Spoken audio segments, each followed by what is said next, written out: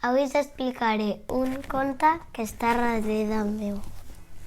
Es diu La mentida. Comencem. Quan va ser? Un dia qualsevol, enmig d'un silenci, les paraules van sortir soles. Mireu que ha sortit la mentida. I els nenes de la butaca. Estic explicant un conte només. A la nit, quan vaig tornar a l'habitació, la meva mentida m'esperava. L'endemà, quan em vaig llevar, em va caldre obrir els ulls per saber que estava allà. La meva boca va remugar. Vés-te'n! I després va tornar.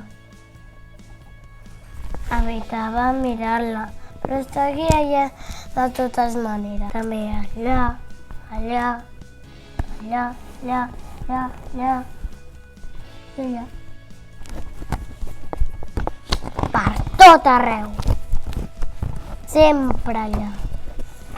Somiava que ella estava a dalt d'una muntanya i jo l'empenyia.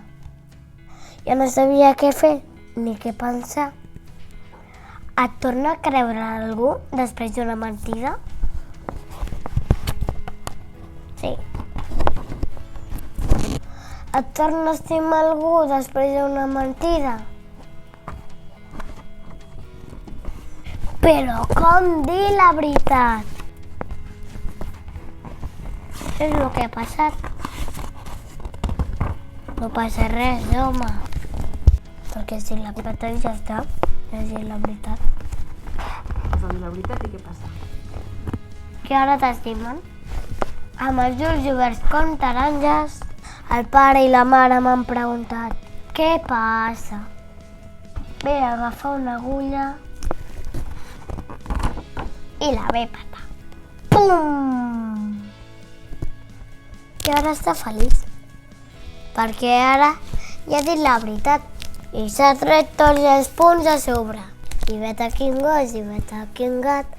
Aquest conte ja s'ha acabat. Vet aquí un gos i vet aquí un gat. Aquest conte ja s'ha fos.